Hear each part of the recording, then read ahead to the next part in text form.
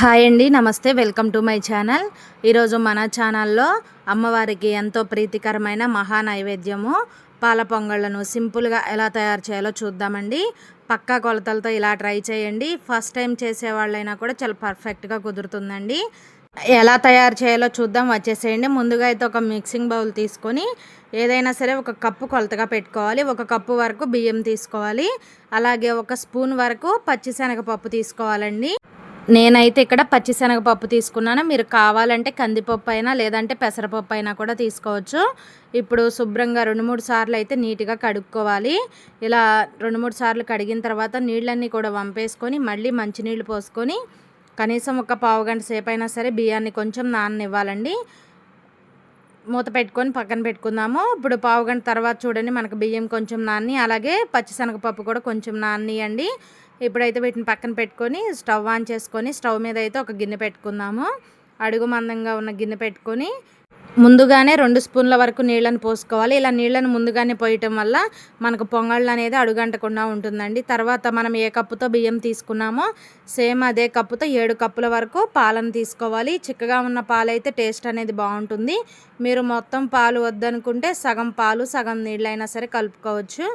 ఎలా తీసుకున్నా మనకి 7 కప్పుల పాలు అనేవి రావాలి. మూత పెట్టుకొని ఒక పొంగు వచ్చేంత వరకు అయితే పాలను కాచుకోవాలండి. ఫ్లేమ్ని కనుక మనం మీడియం ఫ్లేమ్లో పెట్టుకోవాలి, లేదంటే ఒకేసారి మొత్తం పొంగిపోతాయండి.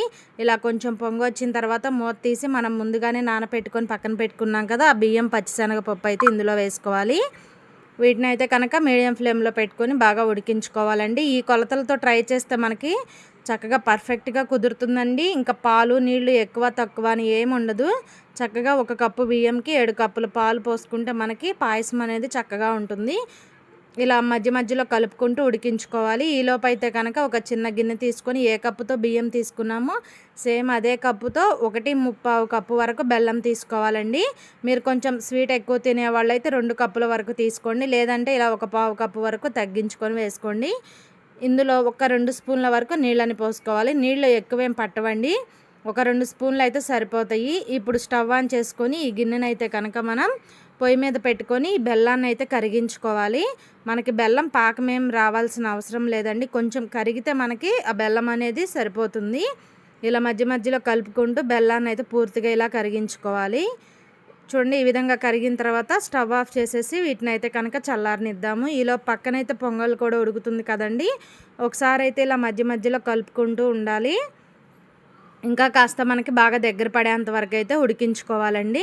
ఇలా మధ్య మధ్యలో కలుపుతూనే ఉండాలి. అలాగే గిన్నె చివరన అంచులకి మనకి మేగడ కడుతూ ఉంటుందండి. ఆ మేగడంతా కూడా ఈ పొంగల్లో కలుపుకోవాలి. చూడండి, కాస్త దగ్గర పడి బాగా ఈ విధంగా ఉడికిపోయింది. కొంచెం అన్నం పట్టుకొని చూద్దాము. ఇలా మెత్తగా ఉడికిపోయిందండి. ఇప్పుడు ఇందులో మనం ముందుగానే బెల్లంని కరిగించుకొని పక్కన పెట్టుకున్నాం కదా, ఈ బెల్లంని అయితే కనుక ఫిల్టర్ చేసుకుందాము.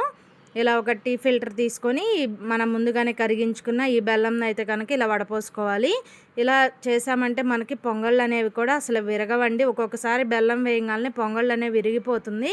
అలా కాకుండా ఇలా ఒకసారి కరిగించుకొని వేసి చూడండి, అసలు ఎప్పుడు చేసినా కూడా మీకు పర్ఫెక్ట్గా కుదురుతుందండి. పొంగళ్ళు ఇరిగిపోవడం అలా ఏమి ఉండదు. ఇలా బెల్లం సిరప్ అంతా వేసిన తర్వాత మొత్తం కలిసే విధంగా బాగా కలుపుకోవాలి. ఇప్పుడు మూత పెట్టుకొని 1 నిమిషం పాటు అలా మగ్గించుకుందామండి. లో ఫ్లేమ్లో పెట్టుకోవాలి. ఈ లోపు అయితే పక్క స్టవ్ మీద కడాయి పెట్టుకొని 2 స్పూన్ల వరకు నెయ్యిని వేసుకొని నెయ్యి కరిగిన తర్వాత కొన్ని జీడిపప్పు వేసి ఫ్రై చేసుకుందాము. ఇవి కొంచెం కలర్ వచ్చిన తర్వాత అప్పుడు కిస్మిస్ వేసామంటే 2 కూడా చక్కగా ఫ్రై అవుతాయండి. ఇవే కాదు, మీకు నచ్చిన డ్రై ఫ్రూట్స్ని అయితే కనుక ఫ్రై చేసుకోవచ్చు. ఇవి కలుపుకుంటూ మంచి గోల్డెన్ బ్రౌన్ కలర్ వచ్చేంత వరకు ఫ్రై చేసుకోవాలి. చూడండి, ఈ విధంగా ఫ్రై అయిన తర్వాత వీటిని స్టవ్ ఆఫ్ చేసేసి ముందుగానే ఉడికించుకున్న పొంగల్లో వేసుకోవాలి. అలాగే మంచి ఫ్లేవర్ కోసం ఒక 2-3 యాలకులను దంచి వేసుకొని మొత్తం కలుపుకోండి. టేస్టీగా మనకి అమ్మవారికి ఎంతో ప్రీతికరమైన పాల పొంగళ్ళు అయితే రెడీ అండి. ఈ కొలతలతో ట్రై చేశారంటే ఫస్ట్ టైం చేసేవాళ్ళైనా సరే మీకు పర్ఫెక్ట్గా కుదురుతుందండి. తప్పకుండా ట్రై చేసి చూడండి. వీడియో నచ్చితే కనుక లైక్ చేయండి. అలాగే ఫస్ట్ టైం మన ఛానల్ని చూస్తుంటే ప్లీజ్ సబ్స్క్రైబ్ చేసుకోవడం అస్సలు మర్చిపోవద్దు. Thanks for watching video.